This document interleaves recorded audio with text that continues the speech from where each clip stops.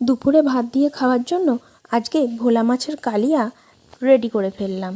আর তার জন্য ভোলা মাছগুলোকে একটু ভিনিগারে ভিজিয়ে রেখেছিলাম, যাতে ভোলা মাছের সেই আঁশটে গন্ধটা কেটে যায়। নুন হলুদ মাখিয়ে ভালো করে ভাজা ভাজা করে নিলাম। দিয়ে ওই তেলেতেই একটু গোটা জিরে, গোটা এলাচ, শুকনো লঙ্কা, কাঁচা লঙ্কা ফোড়ন দিয়ে পেঁয়াজগুলোকে ভালো করে লাল লাল করে ভেজে নেব। তার সাথে একটু নুন, মিষ্টি আর প্রয়োজন মতো হলুদ দিয়ে ভালো করে নেড়ে চেড়ে যখন পেঁয়াজগুলো একদম ভাজা ভাজা হয়ে আসবে, তখন দিয়ে দেবো আদা রসুনের পেস্ট।